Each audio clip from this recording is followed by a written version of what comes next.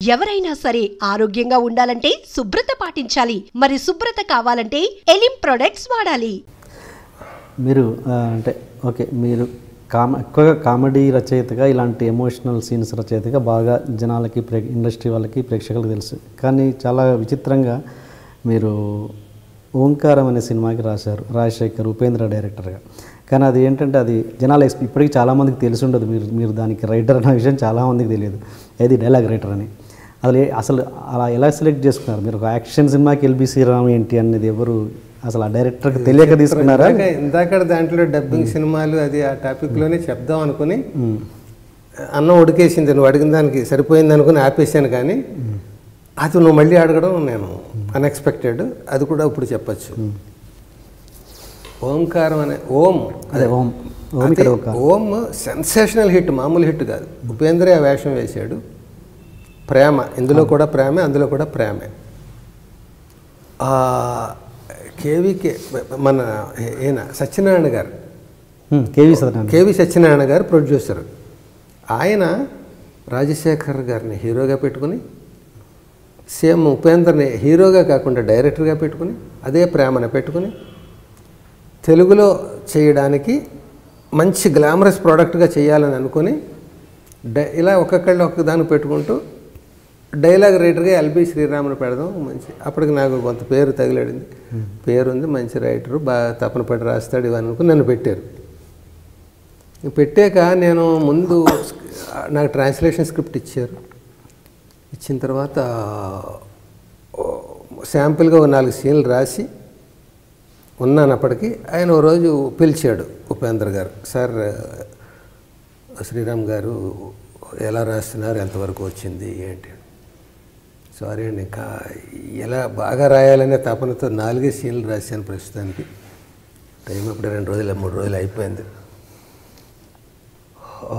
పైగా మీరు అక్కడ పెద్ద సక్సెస్ఫుల్ సినిమా అది కదా అంటే ఆయన కూర్చోపెట్టి అన్నాడు, నాకు ముందే చెప్పాలనుకున్నాను, ఇప్పుడు చెప్తున్నా. కేవి సత్యనారాయణ గారు నాకు డైలాగ్ రైటర్ని ఇవ్వండి అంటే మీ పేరు చెప్పారు, మిమ్మల్ని ఇచ్చారు. మీ గురించి ఎంక్వైరీ చేస్తే మీరు ప్రూవ్డ్ రైటర్ అని, ఒక డిఫరెంట్గా రాస్తారని ఇవన్నీ చెప్పారు, తపన పడి రాస్తారు ఇదని. నేను మిమ్మల్ని కోరేది ఏంటంటే, నాకు మీ టాలెంట్ దయచేసి ఈ సినిమాకి వాడద్దు, తప్పుగా అనుకోకండి. ఎందుకంటే కన్నడంలో అది హిట్ అయిన సినిమా. అది అక్కడ నేను డైరెక్ట్ చేశాను, ఇక్కడ నేనే డైరెక్ట్ చేస్తున్నాను. ఒక డైలాగ్ ఎలా చెప్పాలనేది నాకు ఒక ఫిక్స్డ్ కన్వెక్షన్ ఉంది.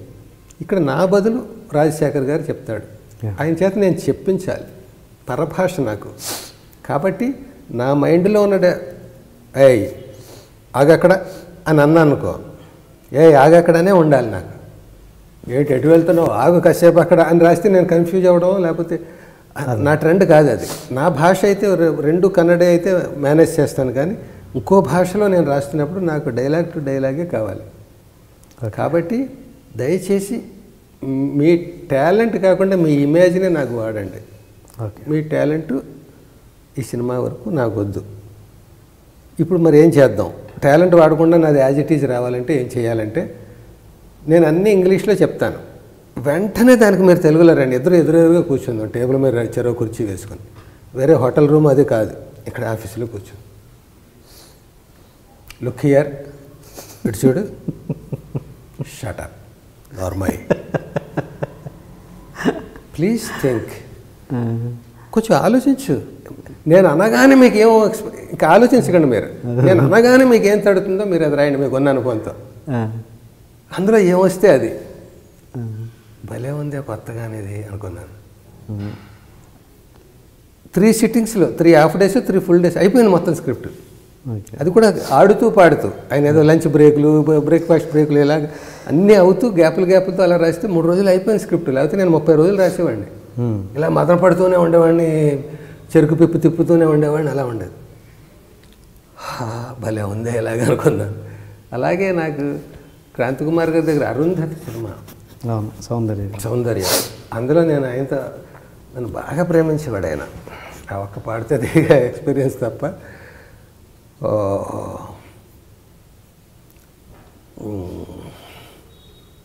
ఆయన అన్నాడు, ఆయన దగ్గర అన్నాను నేను, సార్ డైలాగ్స్ ఫ్రేమ్డ్గా కాకుండా ఒక ఫ్లోలో మామూలు కలోక్యల్గా వాడతాం కదా మన జీవితంలో. సార్ డైరెక్టర్ గారండి రాద్దాం అనుకున్నానండి, కానీ అదేనండి ఆ సీను రాత్రి అండి ఏదో డిస్టర్బెన్స్ అండి, ఇలా ముక్కలుగా మాట్లాడతాం. ఫ్రేమ్డ్గా ఉండదు కదండి, అందులో ఫీల్ ఉంటుంది కదా. అలాగ సినిమా స్క్రిప్ట్ రాస్తే ఎలా ఉంటుంది అన్నాను. రాయ్ బాగుంటే చేద్దాం అన్నాడు ఆయన. మళ్ళీ ఛాలెంజ్, నేనే ఛాలెంజ్ పెట్టుకోవడం, నేనే దానికి ప్రూవ్ చేసుకోవడం. రాశాను, నచ్చింది ఆయనకి. 2 సీన్లు ఇస్తే రాసి వినిపిస్తుంది. మొత్తం అంతా టైంలో రాశాను. నువ్వు కావాలంటే అరుంధతి ఆ దృష్టితో చూడు, అన్ని డైలాగులు అలా ఉంటాయి. కానీ మరి అలా కంటిన్యూ చేయడం కష్టమే. మన ప్రాసలు, మన పంచులు, మన ఈ ట్రెండ్ మెయింటైన్ చేయాలి కదా. అన్నీ అలా కలోకియల్గా రాస్తే కూడా అది రామ్ గోపాల్ వర్మ గారి స్టైల్ నిజానికి. అది ఆయన దాంట్లో అలాగే ముక్కలు గాను ఎక్స్టెన్షన్లు గాను ఉంటాయి డైలాగులు. ఆ ఫ్లోలో ఏమొస్తే అది 100 రూపాయలకి మర్డర్ చేసిన రోజులు ఉన్నాయి. ఆ ఫ్లోలో ఏమొస్తే అది కదా. అలాగా అన్ని రకాలు ఒక్కొక్కటి ఒక్కొక్క అనుభవం. అంటే మీరు చాలా ఆత్మాభిమానం గల వ్యక్తి కదా, చాలా కదా. అంటే ఇప్పుడు దురాత్మాభిమానం. మరి ఉపేంద్ర గారు ఆ మాట అన్నప్పుడు డైలాగ్ యాక్చువల్గా ట్రాన్స్లేషన్ కావాలి నాకు అన్నప్పుడు మీరు అప్పుడే అనాలి కదా. మామూలుగా మీ క్యారెక్టర్ ప్రకారం అయితే ట్రాన్స్లేటర్ అయితే నేను ఎందుకండి అసిస్టెంట్ డైరెక్టర్ని పెడితే చేసుకోవచ్చు కదా అని. చాలా అనాలిసిస్ ఉంది ఆయన దగ్గర. ఏది వదలవు కదా, చెప్పేసాడు బాగానే చెప్పాడు అని ముందుకు వెళ్ళవు కదా. మొత్తం కూలంకషంగా నిజంగా అనాలి. కానీ నాకంటే ఛాలెంజెస్కి నేను ఇష్టపడతానయ్యా.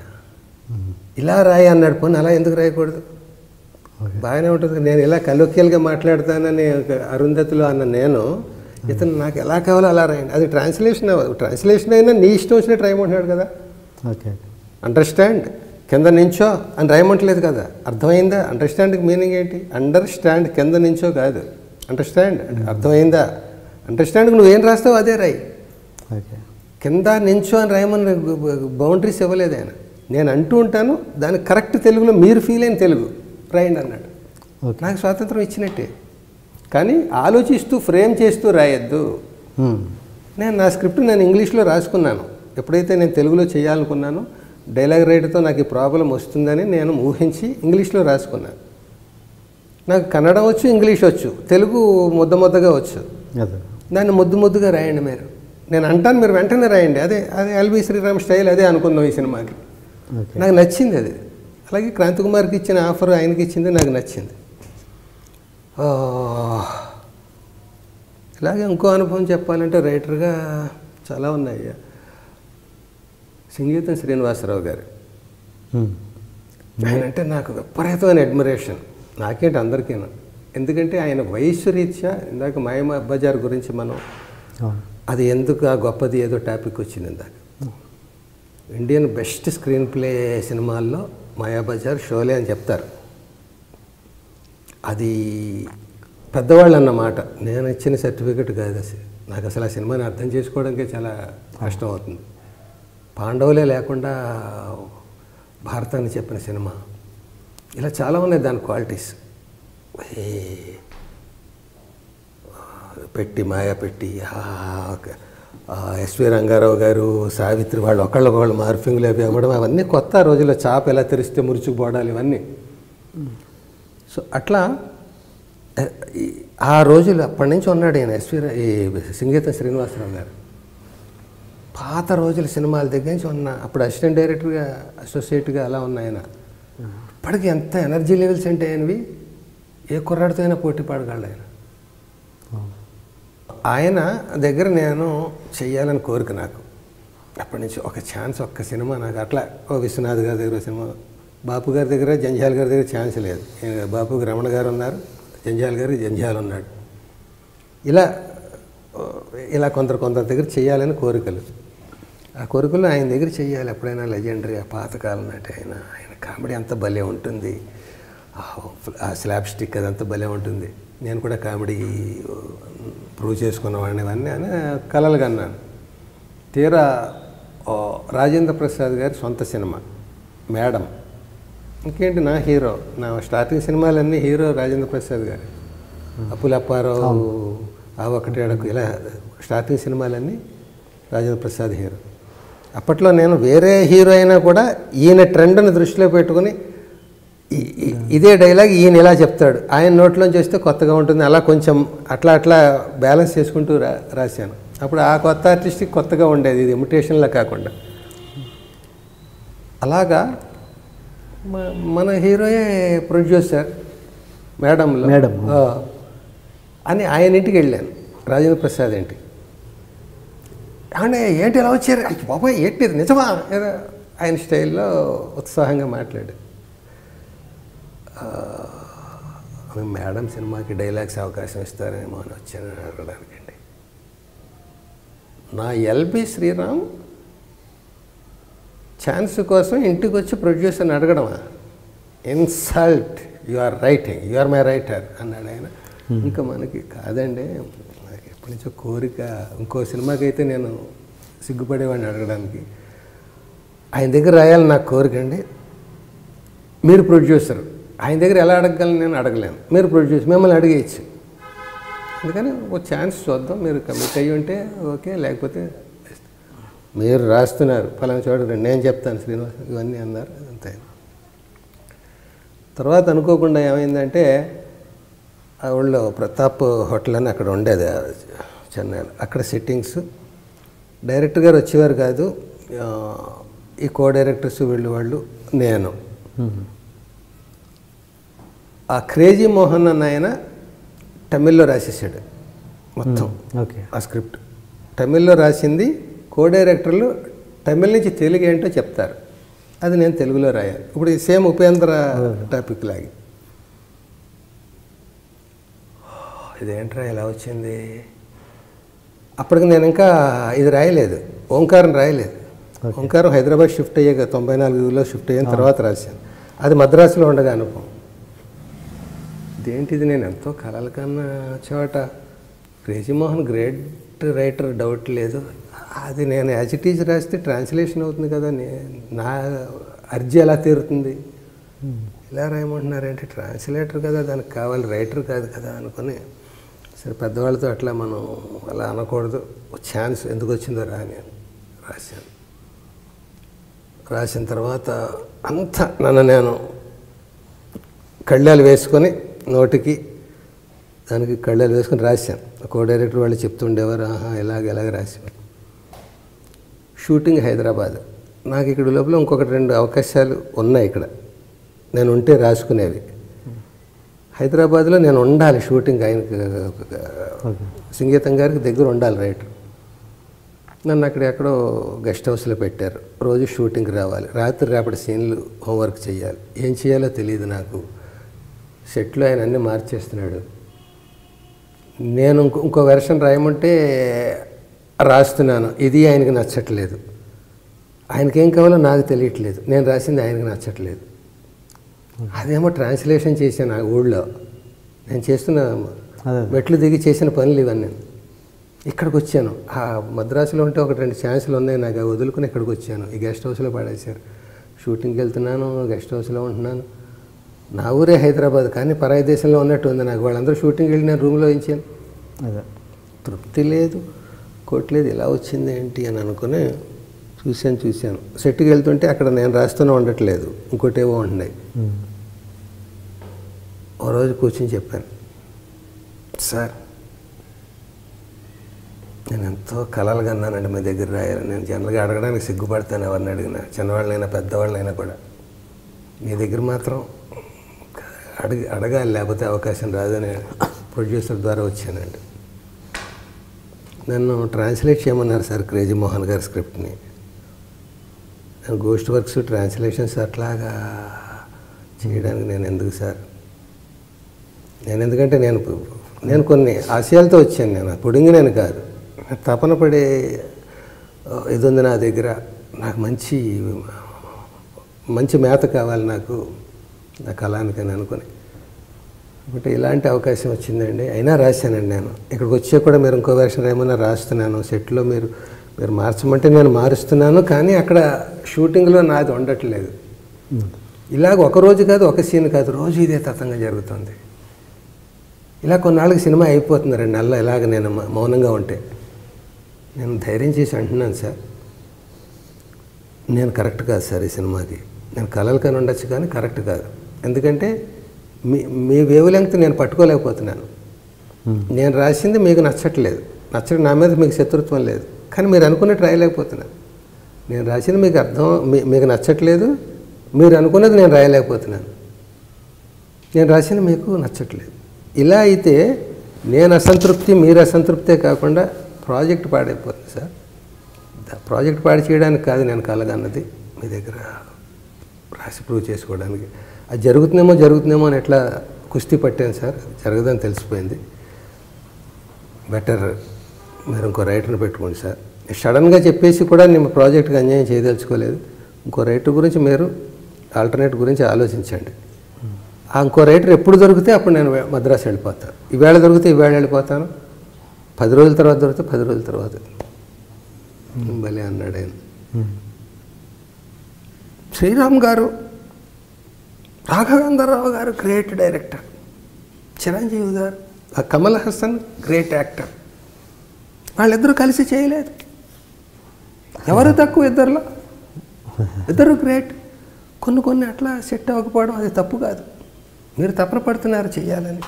నేను మీ నుంచి అవుట్పుట్ తీసుకోవడానికి నేను మీకు నన్ను నేను ఏదో ఇది చేసుకుంటున్నాను. సో మీరే వాలంటరీగా అన్నారు ఇంకొకరిని చూసుకోండి అని. ఇంకో రైటర్ రావక్కర్లేదు. ఇప్పుడు జరుగుతుంది కదా, మీరు ఉండగానే ఇంకో రైటర్ లేకుండానే అలాగే ఏదో జరుగుతుంది. రాజమోహన్ రాశాడు, నేను అలవాటు పడి ఉన్నాను ఆయనకి. అది తెలుగులో మీరు కరెక్ట్గా నేను అనుకున్నది వచ్చి ఉంటే ఒకలా ఉండేది.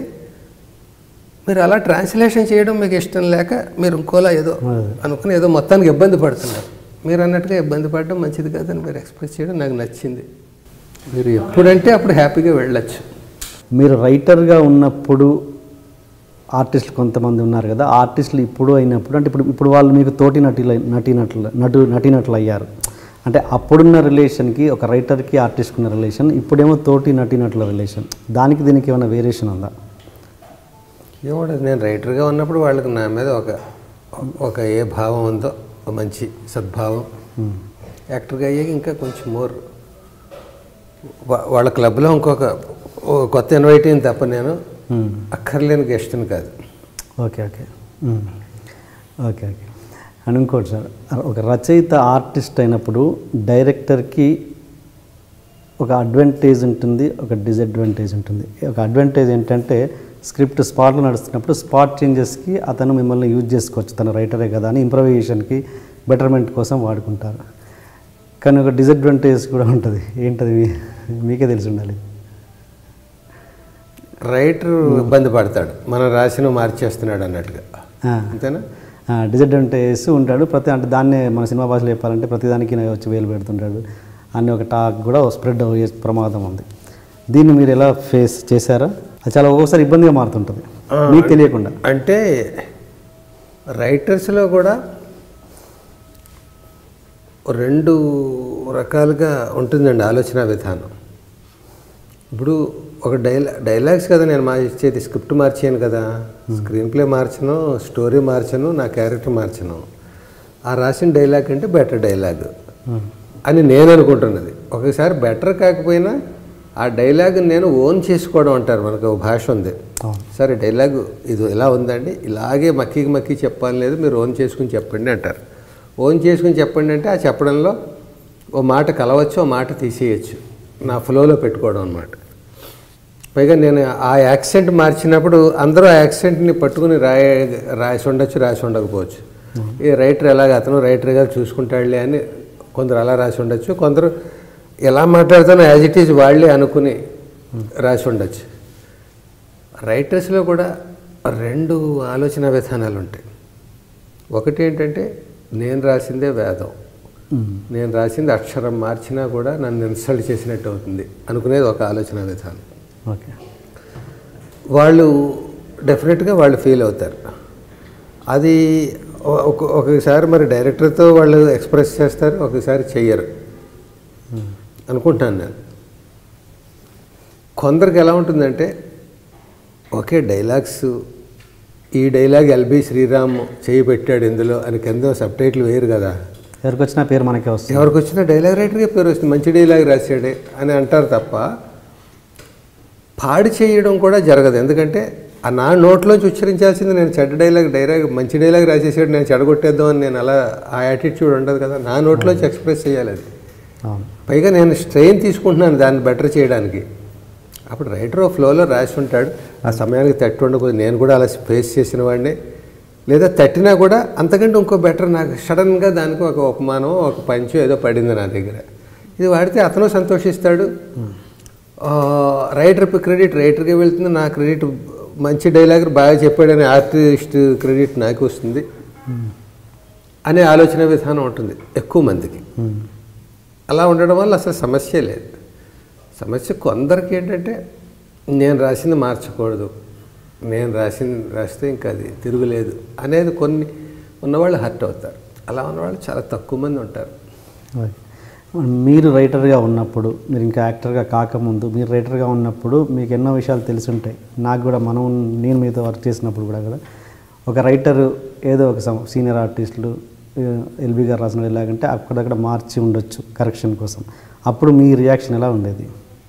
అంటే ఇప్పుడు కరెక్ట్ ఈ జవాబుకి ఫినిషింగ్ వస్తుంది. ఇప్పుడు నేను అప్పుడప్పుడు ఎడిటింగ్కి అక్కడికి వెళ్ళి కూర్చున్నప్పుడు నన్ను కూడా డైరెక్టర్ పిలుస్తూ ఉంటాడు, ఆ ఇంటరాక్షన్ ఉంటుంది కదా. రైటరు చాలా చోట్ల కంపెనీ అవుతాడు డైరెక్టర్ తోటి, ఎడిటింగ్ తీసుకెళ్తాడు, డబ్బింగ్కి తీసుకెళ్ళి కానీ కాపీ వచ్చినప్పుడు చూపిస్తాడు, స్టార్టింగ్లో డిస్కషన్స్ ఇవన్నీ. అలా ఉన్నప్పుడు మన డైలాగ్ కంటే అతను ఇందులో మళ్ళీ మార్చడంలో కూడా రెండు రకాలు ఉంటాయి. ఇప్పుడు నాలాంటి వాడు ఉన్నాడు అనుకో, బాగా చెప్పాలి ఇంతకంటే అనే తపన ఉంటుంది రైటర్ని కాబట్టి, లేదా ఉంటుంది. ఇప్పుడు సపోజ్ మిగతా వాళ్ళు రైటర్ కాదనుకో, అతను ఏదో కారణంతో మార్చేసాడు అనుకో, ఓకే అదంతా ఏదో ప్రాసతో రాశాడు, లేకపోతే సుత్తి 4 లైన్లు రాశాడు, సింపుల్గా నార్మల్ అంటే సరిపోతుందని అలా పెట్టాడు అనుకో, అప్పుడు మనం డిసప్పాయింట్ అవుతాం. ఇంత కష్టపడి ఏదో చేసేవే, అతను చెప్పడానికి బద్దగించాడా లేకపోతే అతనికి నచ్చలేదా నేను రాసింది, పోనీ అతనేమో సింపుల్గా నోర్మయ్య అని ఒక మాటలో అన్నాడు, అదేమన్నా బాగుందా అని ఆ రైటర్ రాసింది మార్చేసాడే అనేది అలా ఎప్పుడో అకేషనల్గా జరుగుతాయి, ఎక్కువ జరగవు. ఓకే అలా రాస్తే డైరెక్టరే అక్కడ ఒప్పుకోడు కదా, మా రైటర్ ఇలా రాసాడంటే మేము చాలా కష్టపడి రాసుకున్నాం అలా చెప్పండి సార్ ప్లీజ్. అలా మీకు నచ్చని సందర్భాలు ఎప్పుడైనా అయినాయా? అంటే అక్కడ అంటే వీళ్ళు అనవసరంగా నాకు డిస్టర్బ్ చేస్తున్నారు నా డైలాగ్ స్క్రిప్ట్ని, అంటే వేరే ఆర్టిస్టులు మార్చినప్పుడు నేను ఫీల్ అయిన సందర్భాలు క్వాలిటీ తగ్గి మీ దానికంటే క్వాలిటీ తగ్గి మీరు ఫీల్ అయిన సందర్భం ఎక్కడో ఒకటి అరా తప్ప, దాని గురించి పెద్ద మనం అది గుర్తుంచుకుని డైరీలో రాసుకునే అంత సంఘటన కాదు. ఓకే ఓకే అది రకరకాల కారణాలు ఉంటాయి. ఇప్పుడు సపోజ్ ఆ యాక్టర్కి వెళ్ళిపోవాలి ఇంకో షూటింగ్కి, గబగబా సీన్ అవ్వాలి, అప్పుడు కూడా ఏంటి ఇదంతా అవసరమా, సింగిల్ భవన పనిచేసి ఏంటి అలా చేసి వెళ్ళిపోవచ్చు కూడా. నేను యాక్టర్ని కూడా అయ్యాను కాబట్టి ఎందుకు జరుగుతుంటాయి ఇలాంటివి అనేది అనాలిసిస్ అప్పుడు చేయలేకపోవచ్చు, అప్పుడు అపార్థం చేసుకోవచ్చు, ఇప్పుడు నేను కరెక్టే కదా అనుకోవచ్చు. అందుకని మనం అనుకున్నట్టుగా మార్నింగ్ పరిస్థితులు బట్టి కూడా మన అభిప్రాయాలు మారుతుంటాయి. నిన్న ఒకటి కరెక్ట్ అనుకుంటాం, ఈవేళ మన మెచ్యూరిటీతో మనం దాన్ని ఫేస్ చేయడం వల్ల కాదు ఇది కూడా కరెక్టో, ఇదే కరెక్ట్, అది కాదు ఇది కరెక్ట్ అనో అభిప్రాయం మారుతుంటుంది. అలా ఫిక్స్డ్గా నేను ఎప్పుడో చిన్నప్పుడు అన్నాను దానికే కట్టుబడి ఉండాలన్నాను, ఇదే కోర్టు తీర్పు కాదు కదా. ఓకే మీరు మామూలుగా మీరు ఒక డైరెక్టర్ ఆర్టిస్టా లేకపోతే మీరు ఇన్వాల్వ్ అవుతుంటారు ఎక్కువ? ఒక డైరెక్టర్ ఆర్టిస్ట్ నీకు ఏది చెప్పినా చేయాలి, ఆర్టిస్ట్ లక్షణం అనేది డైరెక్టర్ ఏది చెప్తే అది చేయాలి. మీరు అలా కాదు కొంచెం ఇన్వాల్వ్ అవుతారు, ఎల్వి గారికి కొంచెం చాదస్తం ఎక్కువ అన్నది ఒక చిన్న అభిప్రాయం ఉంది, ఎంతవరకు నిజం? అంటే నిజమే, అందులో అబద్ధం లేదు. నా తప్పు నేను తప్పు కాదని తెల్లవారులు వాదిస్తూ కూర్చుంటే మూర్ఖత్వం అవుతుంది. అలా చేసి ఉన్నానేమో కూడా తెలియదు, కానీ క్యారెక్టర్ బాగా రావాలనే తపన, ఆయనకి చేదస్తం ఎక్కువ, నేను కష్టపడి ఇలా రాసుకున్న దాన్ని పాడి చేసేసాడు అనేది ఎక్కడ లేదు. సపోజ్ ఎక్కువ అలాంటివి ఎక్కడ జరుగుతాయంటే నాకు తెలిసి ఈ షార్ట్ ఫిల్మ్స్ అవి ఎవరు నా మీద చేయాలని వస్తారు, వాళ్ళ మెచ్యూరిటీ లెవెల్స్లో ఒక లెవెల్ వరకు చేస్తారు. ఏవో ఆలోచనలు ఉంటాయి, అది పెట్టడానికి వాళ్ళంత అనుభవం లేదు కదా. వాళ్ళు వచ్చినప్పుడు నన్ను అడుగుతుంటారు కూడా, సార్ ఇది ఎలా అయినా మారుద్దామండి, ఇది ఊరికే రాసుకున్నది. అక్కడ వాళ్ళు అంటున్నారు కాబట్టి మనకి క్యారెక్టర్ పెరిగితే కథ బాగుంటుంది. అట్లాగే షార్ట్ ఫిల్మ్స్ వరకు వాళ్ళంత సీనియర్ వాళ్ళే త్రివిక్రమ్ శ్రీనివాసులు, పరశుర బ్రదర్స్ వాళ్ళు కాదు కదా. వాళ్ళు కొత్తగా ఏదో చెప్పాలని వస్తున్నారు. వాళ్ళకి నేను చెప్పాలి కూడా, చెప్పకపోవడం తప్పు. వాడు రాసేవాడు అయ్యి బాబాయ్ వేదం అది, వాడు 6 నెలలు కష్టపడ్డాడు, టాలెంట్ లేకుండా 6 నెలలు రాస్తే ఏంటి, ఏడాది రాస్తే నాకేంటి. అందుకంటే బెటర్గా నేను రాయగలిగినప్పుడు, నా నోటితో చెప్పాల్సి వచ్చినప్పుడు, నేను కొంచెం మెచ్యూరిటీ లెవెల్స్ దానికి యాడ్ చేయగలిగినప్పుడు, అతను రాసేసాడంటే అతను ఎవరు, అతను ఎవరు, రాజమౌళి రాఘవేంద్రరావు గారు ఎవరు, అతను కొత్తవాడు ఎవరో నా మీద చేయడానికి వచ్చాడు. అంత మాత్రం చేత అతను ఇన్సల్ట్ చేయకూడదు. బాగా రాస్తే కావాలని చెడగొట్టేయకూడదు. ఎందుకు చెడగొడతాం, అసలు చెడగొట్టే ఆలోచన ఎందుకు వస్తుంది. మన వేషం, పక్కవాడి వేషం నాది అనుకో, వాడి డైలాగ్ రాస్తే నేను చెడగొట్టేసాను అనుకోవచ్చు, నాకు పేరు రావాలని. అసలు ఆ స్కోపే లేదు కదా. నా క్యారెక్టర్ అలాంటి వాళ్ళు చేదస్తం అని పెట్టుకొని ఏమైనా పెట్టుకొని పేరు ఎల్బి శ్రీరామ్ చేదస్తం ఇంకా యాక్ట్ చేస్తూనే అన్నాడు అనుకో, నాకేంటి ఆ కామెంట్ వల్ల నాకేంటి నష్టం. ఇప్పుడు కానీ బేసిక్గా బ్రహ్మానంద గారు అంటుండేవారు, ఎల్బి కొందరు డైరెక్టర్లు రాయించిన సీన్లు లేదా కొందరు రైటర్లు రాసిన సీన్లలో మనం ఇన్వాల్వ్ అయితేనే బెటర్ అవ్వాలి. కొన్ని చోట్ల యాజ్ ఇట్ ఈజ్ వాళ్ళు ఏం రాశారో చెప్పేయడం అదే బెటర్.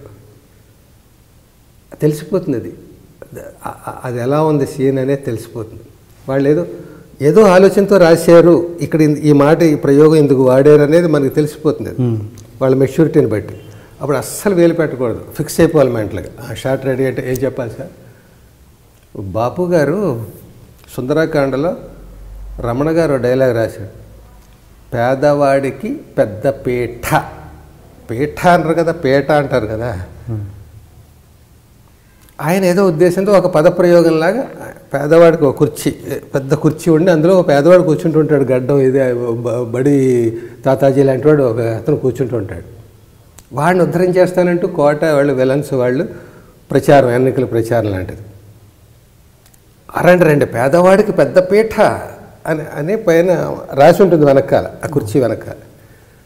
పెద్ద పీఠ ఏమిటి, పెద్ద పీట కదా అనుకుని వీళ్ళు పేదవాడికి పెద్ద పీట అని అంటే ఆయన చిరాకు పడిపోయేవాడు. ఎవరు, బాపు గారు. పెద్ద పీట కాదండి, పెద్ద పీఠ.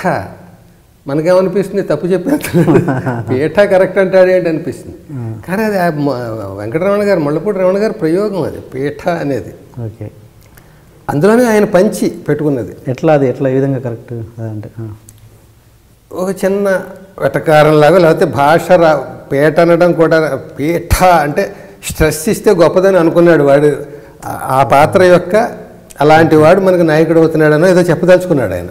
ఓకే, పీఠ అనేస్తే పెద్ద మాట అన్నట్టుగా ఫీల్ అయిపోతున్నాడు వాడు పేదవాడిని ఉద్ధరించేస్తున్నట్టు అని ఏదో అనుకుని రాసి ఉంటారు వాళ్ళు. ఓకే, అంటే నాకు కూడా నిజంగా తెలియదు. ఆయన అబ్జెక్ట్ చేసేవాడు, అలా పేదవాడికి పెద్ద పీఠ అండి, పీఠ అనేస్తున్నారు, తప్పు చెప్పేస్తున్నారు. అలాగే అక్షరం కూడా అక్కడ మనం వాదిస్తూ తప్పు రాసేసారు. నేను ఇన్వాల్వ్ అయ్యాను అనుకో, నేను ముళ్ళపూడి వెంకటరమణ గారు అంతటి రైటర్ని నేను ఇన్సల్ట్ చేసినట్టు అవుతుంది, నాకు తెలియని. ఇప్పుడు ఎందుకు అలా అన్నారంటే నేను చెప్పలేకపోయాను కదా. చెప్పలేనప్పుడు రాసింది ముళ్ళపూడి వెంకటరమణ, పోనీ పొరపాటు రాశాడంటే ఈయన సౌరిస్తున్నాడు బాపు గారు. పీఠ అండి, పీఠ కాదు అంటున్నాడు. ఈయనకి రాదా భాష, ఆయనకి రాదా, నీకు వచ్చా కొత్తగా, నీకు కారణం చెప్పాలా పీఠ ఎందుకన్నారండి అని. ఓకే, సో ఇంతకీ నేను ఆ పీఠ మీద కూర్చుంటే నేను అడుగుండేవాడిని, సార్ చాలా బాగుంది కానీ నాకు తెలిసి ఉంటే ఇంకా ఎంజాయ్ చేస్తానండి అనేవాడిని. అలాగా కొన్ని పెద్ద రైటర్స్ లేకపోతే ఒక ఎక్స్పర్ట్స్ చాలా సానబెట్టో డైరెక్టర్ ఫలానా కావాలని అలా రాయించుకుని ఉంటే అందులో మనం వేలు పెడుతూ కూర్చుంటే అప్పుడు చేదస్తం కాదు అసలు. వీడిని నెక్స్ట్ సినిమాగా ఈ జీవితంలో వాడు పెట్టుకోవద్దని అంత కోపం వస్తుంది డైరెక్టర్కి. అలాగే నేను ఎవరికైనా చెప్పుంటే నేను కొందరు డైరెక్టర్ల దగ్గర మిస్ అయ్యానేమో కూడా, నాకు రైటర్ని ఎవరినైనా హర్ట్ చేసానేమో కూడా తెలియదు. నువ్వే అన్నావు ఇందాక, రైటర్ యాక్టర్ అవడం వల్ల అడ్వాంటేజ్ ఉంది, డిసడ్వాంటేజ్ ఉంటే డెఫినెట్గా నేను అందులో భాగస్వామినే. డిసడ్వాంటేజ్ ఉంది, తెలిసి కానీ తెలియక కానీ నేను చేసిన పాపం అంటుంటారు అందరు. లేదా తెలిసి కానీ తెలియక కానీ మా నాన్నగారు ఎవరికైనా దీనికి ఆస్తి హక్కులు ఇస్తే అవి పట్టించుకోవద్దు, మా సంతకములు ఇవ్వ, డ్రాఫ్టింగ్ లాగా. నాకు తెలిసి కానీ తెలియక కానీ హత్య చేయొచ్చు. నేను హత్య చేయకుండా ఉండడానికి నేను ఎవరిని, నేను వేదాంతినా, భగవంతుడినా, లేకపోతే ఇంకొకటి, నేను ఉప్పు గారం తిని నేను అయ్యో నా డైలాగ్ కొంచెం బాగుంటుంది అన్నవాడినే తప్ప ఆ రైటర్ మీద ఆ డైరెక్టర్ మీద కక్ష కట్టేసి వాడు రాసింది ఎలా మార్చేస్తానో చూడు నా లెవె అని ఏమి ఉండదు కదా. ఛాలెంజ్లు ఏమి ఉండవు. అందరి దృష్టి కూడా ఓ పల్లకి 10 మంది పైకి ఎత్తుతారు. అందరి ఉద్దేశం కూడా పల్లకి పైకి లేవాలనే తప్ప పల్లకి కిందకి దించేయాలని కాదు కదా భుజాలకు ఎత్తుకుంటున్నది. అలాగే ఓ రైటర్ ఇన్వాల్వ్ అయినా, ఒక కెమెరామెన్ మంచి షాట్ పెట్టినా, ఒక డైరెక్టర్ కొంచెం మాడ్యులేషన్ అది నేర్పినా, ఆ ఆర్టిస్ట్ని ఇన్సల్ట్ చేయడం కాదు, ఆ రైటర్ని ఇన్సల్ట్ చేయడం కాదు. అందరి దృష్టి సినిమా బాగుండాలనేది అల్టిమేట్గా. ఇది నేను డిప్లొమాటిక్గా చెప్పట్లేదు, నా మనసులో భావాన్ని నిజాయితీగా చెప్తున్నాను. అంటే నేను ఏదంటే మీ దగ్గర ఒక కొత్త డైరెక్టర్ వచ్చినప్పుడు మీరు అన్నారు ఆయనకు తెలిసి ఉండకపోవచ్చు, అతను నేను అబ్జెక్ట్ చేయడం అని కాదు కానీ కొన్ని విషయాలు తెలిసి ఉండకపోవచ్చు, లేదా డైలాగ్ని కరెక్ట్ చేస్తున్నాను నాకంటే గొప్ప అన్నట్టు మీరు అన్నారు. అంటే నేను నా ఎక్స్పీరియన్స్ ముందు అన్నట్టు మాట అన్నారు.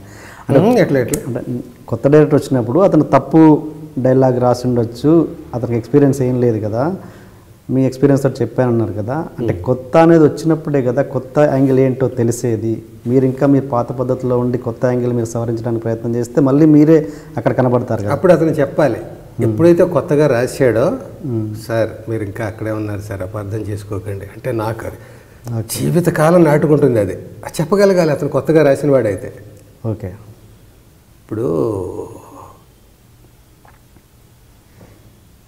ఎలా నాటుకుంటుందంటే అది గొప్ప పేద కాదు. అదే ఒకసారి వివి వినాయక్ ఇంటర్వ్యూ చెప్పాను, పాత విషయం తెలియదు నాకు, చెప్పండి. వివి వినాయక్ ఈనాడుకి డైలీకి దానికి ఇంటర్వ్యూ ఇస్తూ మంచి ఠాగూర్ ఆ రోజుల్లో, సార్ అంటే ఆ రోజుల్లో అంటే తక్కువ సినిమాలు ఎక్కువ ఛాలెంజ్లు ఫేస్ చేసిన, ఇప్పుడంటే ఫుల్ ఫ్లెడ్జ్డ్ ఇది కదా, అప్పుడు ప్రతిదీ ప్రయోగం ఛాలెంజ్ అతనికి. అలాగే ఆ రోజుల్లో ఈనాడు ఇంటర్వ్యూలో అడిగారు అతన్ని, సార్ మీరు పాత కథలనే తీసుకుంటారు, అన్నీ ఫ్రెష్గా కొత్తగా ఉంటాయి, ఎలా చేస్తారు ఇది? నా గురు సమానులైన మిత్రులు ఎల్వి శ్రీరామ్ గారు ఎప్పుడు చెప్తూ ఉంటారు, పాత విషయాన్ని కొత్తగా చెప్పాలి, కొత్త విషయాన్ని అర్థం అయ్యేలా చెప్పాలి అని. అది పాటించడం చాలా కష్టం నిజానికి, కానీ నేను అది నమ్మాను కాబట్టి అలా చేయడానికి తాపత్రయపడుతుంటాను. అంతవరకు సక్సెస్ అయ్యాను జనమే చెప్పాలి. అది నేను అడిగాను అతన్ని, ఎవరో నాకు చెప్పారు, నువ్వు వివి వినాయక్ లాంటి వాడికి టిప్స్ ఇస్తున్నావు ఇండస్ట్రీలో, నాకు కూడా ఏమైనా ఇవ్వచ్చు కదా, నువ్వు రైటర్ ఏదో మా కజిన్ బ్రదర్ అన్నాడు. వివి వినాయక్ నేను టిప్ ఇవ్వడం ఏంటి బాబు అంటే, పేపర్ చూడలేదు వేళని అది చెప్పాడు, చూసి పొంగిపోయాను అది అట్లా. తర్వాత ఎప్పుడో అతన్ని అడిగాను, ఏంటది ఉన్నవే ఇంత ఇంటర్వ్యూ, అందులో నాది ఒక క్వశ్చన్కి సమాధానంగా అలా చెప్పడం ఏంటన్నాను. ఎక్స్ప్రెషన్ భలే ఇస్తాడు అందులో, ఉన్న విషయమే కదా గురువు గారు, ఉన్న విషయం అయితే ఒప్పుకునేవాళ్ళు ఎంతమంది భలే. అట్లా ఇవన్నీ కలిస్తే ఒక రాశి, అనుభవాల రాశి, ఆనందాల వాసి. అలాగా కాబట్టి అలాగ మెచ్చుకునే వాళ్ళు ఉంటారు, చిన్న విషయాన్ని గుర్తుపెట్టుకుని అలాగా. మరి కొత్తగా చెప్పడం అనేది, నువ్వు కొత్తగా చెప్పేవనుకో, పాత విషయాన్ని కొత్త విషయాన్ని అర్థమయ్యేలాగా నువ్వు చెప్పేవనుకో, నేను మార్చాను అనుకో, అతను నా దగ్గర అని ఉండాలి, సార్ మీరు ఇంకా అక్కడే ఉన్నారండి, 20 ఏళ్ల క్రితం ఆ ఒక్కటి దగ్గర ఆగిపోయారండి, ఆ ఒక్కటి పక్కన పెట్టండి సార్, ఈ ఒక్కటి చూడండి అని చెప్పగలగాలి. అప్పుడు ఎవరైనా విన్నారా, భలే చొరకేసాడే నన్ను అని అప్పటికి మర్చిపోకుండా నేను గుర్తుపెట్టుకుంటాను. నేను దొంగనైతే, నేను నిజాయితీపరుడిని అయితే 10 మందికి చెప్తాను, ఇలా అన్నాడు కొత్త డైరెక్టర్ అయినా, ఆ వేళ అనుకున్నాను ఇది మామూలు డైరెక్టర్ కాదు ఏదో అవుతాడని. నేను ఏ సందర్భంలో మార్చాను అతనిది, ఎందుకు చేశాను అనేది ఆధారం ఉంటే, నేను ఆ డైరెక్టర్ ఎవరైనా అడగట్లేదు, ఏ సినిమా అని అడగట్లేదు, నేను చేశాను చేయట్లేదని అలా అన్నాను అనలేదని అనలేదు అని ఉండొచ్చు. ఇందాకనే అన్నాక తెలిసి కానీ తెలియక కానీ ఎవరినో నొప్పించి ఉండొచ్చు. ఇవాళ నేను ఎవరికి క్షమాపణ చెప్పుకోక్కలేదు, నేను ఏం నేరం చేశాను చేయలేదు కదా. సో ఫ్రాంక్గా మాట్లాడాలంటే ఇప్పుడు ఇదివరకు కొన్ని భయాలు ఉండేవి, కాంట్రవర్సీలు అవి ఉండకూడదు ఇది అంటే. ఇప్పుడు కాంట్రవర్సీలు ఇష్టం అని కాదు, కాంట్రవర్సీ అప్పుడు ఎప్పుడు ఎవరితో ఉండకూడదు. ఎందుకు కాంట్రవర్సీ? నీ అభిప్రాయం నీది, నా అభిప్రాయం నాది. కుదరకపోతే ఓకే, నీది నీ దగ్గర ఉంచుకో, నాది నా దగ్గర ఉంచుకో, అంతే తప్ప నువ్వు చెప్పింది వేదం అని అతని చేత ఎందుకు ప్రూవ్ చేస్తావు? నీలా బతకాలని అతను ఎందుకు శాసిస్తావు? అతనికో బతికిచ్చాడు, నీకో బతికిచ్చాడు. నీ బతుకు నువ్వు బతుకు, అతని బతుకు అతని బతుకు. నీది కరెక్ట్ అని ఇలాగే బతుకు. ఇక్కడి నుంచి ఆ గుమ్మ దగ్గరికి 5 అడుగులే వేసి వెళ్ళు అంటే 5 అడుగులు ఎందుకు? అతను 10 అడుగులు వేసుకుంటాడు, 1 అడుగులో జంప్ చేస్తాడు. నీకెందుకయ్యా? నువ్వెవడా అసలు డిక్టేట్ చేయడానికి అతని లైఫ్ని? సో అట్లా అట్లా అట్లా ఏ రచయితని డైరెక్టర్ని చేసిన సందర్భాలు అయితే లేవు మనకి. ఇప్పుడు తెలియకుండా ఏమైనా చేస్తే అతను అపార్థం చేసుకుని మనసులో పెట్టుకుంటే జరగచ్చు అట్లా కూడా. ఎందుకంటే డైరెక్టర్స్ చాలామంది అడుగుతూ ఉంటారు, ముఖ్యంగా కామెడీ సీన్లో నాకే కాదు అందరు రైటర్కి స్వేచ్ఛ ఇస్తారు. సార్ సీన్ ఇది మీరు అందరూ కలిసి పండించాలి సార్ అంటారు పెద్ద పెద్దవాళ్ళు. నాకు తెలిసి అలా అనేవాళ్ళు. పండించాలంటే వాళ్ళు ఇష్టానికి మాట్లాడేస్తుంటే ఊరుకోడు. అమ్మా వద్దండి, ఆర్టిస్టులు కరెక్ట్ డైలాగ్ చెప్పమను, ఏం స్క్రిప్ట్లో ఏముంది, ఏం రాశాడు రైటర్ అంటాడు డైరెక్టర్. పెద్ద డైరెక్టర్లు మాట్లాడుతున్నాయి, చిన్నవాళ్ళు కాదు. అంటే ఎవరో ఇంత పెద్ద ప్రస్థానంలో నా 28 ఏళ్ల సినీ ప్రస్థానంలో అందులో 12 ఏళ్ల రచయితగా పక్కన పెట్టేస్తే 29 ఏళ్ళు 17 ఏళ్ల నట జీవితంలో ఎన్నో జరిగి ఉండొచ్చు, ఎన్నో జరగకపోవచ్చు. అందులో ఎవరైనా నా దగ్గరకు వచ్చిందో నా కంప్లైంట్ వచ్చిందో నాకు తెలుస్తుంది. కానీ నేను మార్చి అతను ఫీల్ అయ్యి ఉంటే మార్చడం అనేది ఎప్పుడు జరుగుతుందంటే డైరెక్టర్లే ఇలాగ అవకాశం ఇస్తారు. చూడండి ఇది కామెడీ సీన్, మీరు అందరూ కలిసి ఇలా మీ పెద్దల్ని పెట్టుకున్నది మీరు దీన్ని పండించగలరని మీరు యాజ్ ఇట్ ఈజ్ చెప్తే మీరెందుకు మాకు అన్నట్టుగా అంటారు.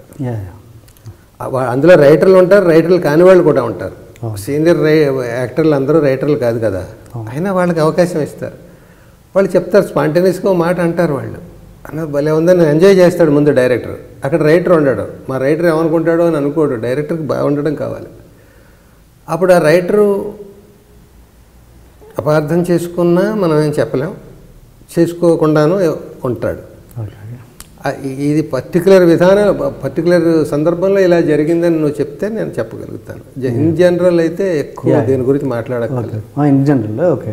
అంటే ఇంకోటి ఏంటంటే నేను ఓకే మీరు ఒక విజన్ గురించి మాట్లాడారు కదా, కొత్త డైరెక్టర్ అంటే అతని విజన్ ఎలా ఉంటుంది? మీరు మాట్లాడుతుంది కరెక్షన్ డైలాగ్ గురించా, సబ్జెక్ట్ గురించా, మేకింగ్ గురించా? మామూలుగా మీరు ఇన్వాల్వ్ అయ్యేది డైరెక్షన్ మేకింగ్ గురించా, డైలాగ్ గురించా, స్టోరీ గురించా? నేను క్యారెక్టర్ గురించా, మేకింగ్ గురించా, డైలాగ్ గురించా, దేని గురించి ఎక్కువ ఇన్వాల్వ్ అవుతారు? ఇప్పుడు అది ఆ పిక్చర్ ఏంటి అనే దాని మీద ఆధారపడి ఉంటుంది. సపోజ్ ఇప్పుడు ఈవీవి గారు ప్రతి సినిమా స్టాండింగ్ ఇన్స్ట్రక్షన్స్ డైరెక్షన్ డిపార్ట్మెంట్కి ఏం చెప్తాడంటే డైలాగ్ వెర్షన్ రాగానే ఒక కాపీ ఎల్బి శ్రీరామ్కి పంపించండి అన్నాక అని ఊరుకోడు. శ్రీరామ్ కాపీ వెళ్ళిందా, పంపించావా అని చెక్ చేసుకుంటాడు.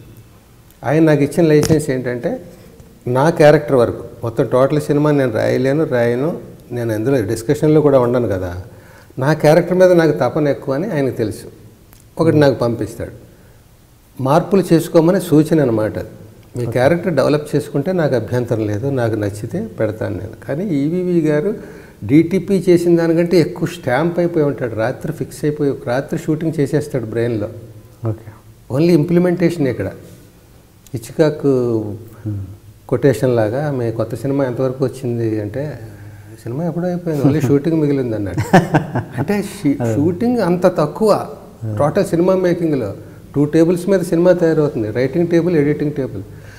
రైటింగ్ టేబుల్ అంత ఇంపార్టెన్స్, అంత మొత్తం సినిమా అంతా ఇక్కడ చూడగలగాలి. ఆ రచయిత, ఆ నటుడు, ఆ రచయిత, దర్శకుడు, ఆ డైలాగ్ రైటర్ ఎవరుంటే వాళ్ళందరూ. సో అలాగ ఈవీవి గారు రేపు పొద్దున్న ఏం తీస్తారనేది రాత్రి మైండ్లో షూట్ చేసుకొని లెఫ్ట్ రైట్తో సహా అలాంటి రైటర్తో నేను వెర్షన్ రాసి ఉండొచ్చు, నేను లెఫ్ట్ ఏదో రాయొచ్చు, రైట్ ఏదో రాసి ఉండొచ్చు. ఆయన ఓన్ చేసుకుని రేపు ఏ షాట్ ఎక్కడి నుంచి పెట్టుకోవాలి, లెఫ్ట్ బ్రహ్మాండం దగ్గరకు వచ్చాడు, ఈ షాట్ క్లోజ్, అది ఎల్బి ఇలా అన్నాడు, ఇద్దరు కాంబినేషన్, ఇలా రాయించుకుంటాడు. ఈ డైలాగ్ రైటర్ చేతే ఫుల్ ఫ్లెడ్జ్డ్గా నేను ఇంకొకటి ఉంటారు కదా వాళ్ళ చేత ఇలాగ రాయించుకుని వెళ్ళి పడుకుంటాడు. అప్పుడు 2 అవని రాత్రి 3 అవని. పొద్దున్న నాలాంటి వాడు లేట్గా వెళ్తాడు, నేనే డైరెక్ట్ చేయక్కలేదు అక్కడ, నేను రైటర్గా ఉన్న రోజుల్లో. ఈ సీన్ పట్టుకొని ఒక నాప్కిన్ అలా వేసుకొని సిగరెట్ నోట్లో పెట్టుకుని అలా గీతలు గీసుకుంటాడు. కెమెరా పెట్టుకో, ఇట్రా అమ్మా, చెప్పు డైలాగ్ చెప్పు, ఏం చెప్తున్నావు, ఎన్నాళ్ళైంది ఇండస్ట్రీకి వచ్చి, ఇలా అలా జోవియల్గా ఆయన స్టైల్లో ఆయన ఆర్టిస్టులతో మింగిల్ అయిపోతాడు. అట్లా వాళ్ళని కలుపుకొని జోకులు వేస్తూ అట్లాగా ఇందులో ఉన్నది మార్చినవాడు. ఎవరో కొందరు ఉత్సాహంతో మారుస్తూ ఉంటారు, ఒక కౌంటర్ వేస్తూ ఉంటాడు, అందులో ఉండదు అది. చూస్తూ డిస్టర్బ్ అవుతాడు, ఏంటి ఏమన్నావు అంటాడు, ఏం లేదండి అను, ఏంటి ఇలా అన్నానండి అంటాడు, బాగుంది ఉంచు అంటాడు. ఒక్కొక్కసారి ఇలా అన్నానండి అంటాడు, బాగుంది, ఈ కంటెంట్ డైవర్ట్ అవుతుంది, ఆ డైలాగ్ ఇంకో చోట వాడదాం, నిజంగా బాగుంది, నిజంగా ఆయన నచ్చుతుంది. ఆయన కామెడీ పంచ్ ఉంటే వదలడు, అది రైటర్ రాసాడా ఆర్టిస్ట్ చెప్పాడా ఆయనకు అనవసరం, పంచ్ ఉంటే పంచ్ కావాలంతే. దానికోసం వానచినుకు ముచ్చపు చెప్ప వానచినుకు కోసం ఏదో చూసినట్టు చూస్తాడు, ఎక్కడ మిస్ అవ్వడు. అందుకే ఆయన దగ్గర రాను చివరి 4-5 రైటర్లు రావడం కారణం ఉన్న పంచులు సరిపోక ఏదో మొత్తానికి పంచులను కామెడీ డైలాగ్ అలాగా ఉంటే తను రాసే ఫిక్స్ అయిపోయిన దాంట్లో కూడా యాడ్ చేస్తాడు. అప్పుడు నేను ఫలానా ఆర్టిస్ట్ సొంతంగా వాడేసాడు ఇక్కడ నా డైలాగ్ పాడేసాడు అనుకుంటాను. అది ఆ డైరెక్టర్ని బట్టి ఉంటుంది. అలాగే నాకు స్క్రిప్ట్ పంపిస్తాడు కదా, నేను మారుస్తాను, నేను పెన్సిల్తో ఆల్టర్నేట్ రాస్తాను అక్కడ. అదే లెంగ్త్లో 2 లైన్లు డైలాగ్ ఉంటే నేను కూడా 2 లైన్లు తప్పితే ఇంకో లైన్ వచ్చేలాగా, ఒక్కొక్క చోట ఒక లైన్లోనే అయిపోయేలాగా ఓ పంచితో రాస్తాను. ప్రతిదానికి మార్చలేను, అక్కడక్కడ నాకు తట్టినది. నేను కూడా వేరే షూటింగ్లో ఉంటాను, ఈ షూటింగ్ ఎప్పుడో డేట్ ఉంటుంది, అప్పటికి నేను రాయగలిగినంత నాకు 2 రోజుల ముందే స్క్రిప్ట్ వచ్చి ఉండొచ్చు, అది రాస్తాను. నా దగ్గర అసిస్టెంట్ డైరెక్టర్ కో డైరెక్టర్ తీసుకుని సీన్ చదువుతాడు, ఆయనకు కూడా చూపిస్తాడు. ఆయనకు నచ్చలేదనుకో అది ఉండదు, స్క్రిప్ట్లో ఉన్నదే చేయించుకుంటాడు. నచ్చిందనుకో ఇమ్మీడియట్గా వాడుకుంటాడు. సో అప్పుడు ఎవరెవరిని బ్లేమ్ చేయక్కర్లేదు.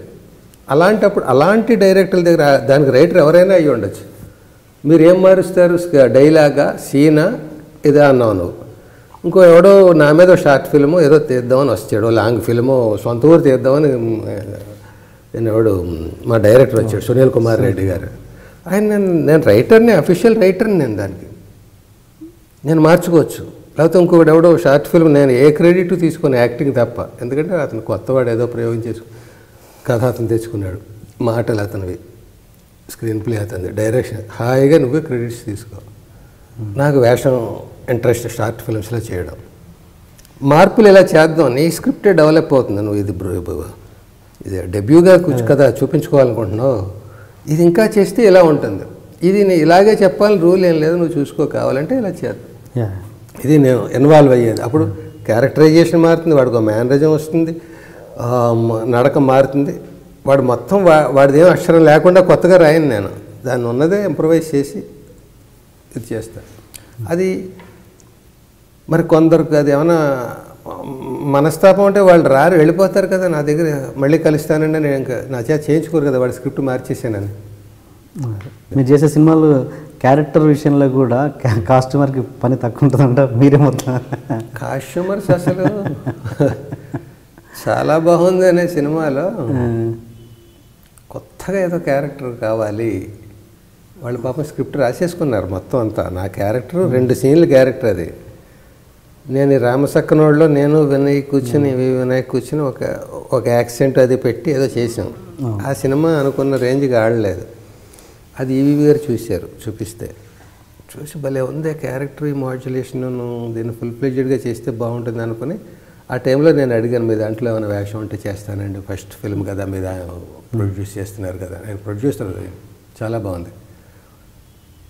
తప్పకుండా చేద్దరు కానీ ఒక వేషం ఉంది, 2 సీన్లు ఇలాగా. అవును. చలపతిరావుకి అసిస్టెంట్ తెంగరోడు వాడు, రే ఆ ఫ్యాన్ కట్టారా అంటే తాడు పట్టుకెళ్తాడు, స్విచ్ ఆఫ్ చేయమని వీడంటే తాడు పట్టుకెళ్తాడు. అదేంటో తాడు ఫ్యాన్ కట్టేమన్నావు కదా, తాడేసి కట్టేద్దాం అన్నాడు. ఈ అబ్బా దాంతో కట్టమని లేదు, స్విచ్ ఆఫ్ చేయ. ఇలాంటి క్యారెక్టర్ 2 సీన్లు అన్నారు.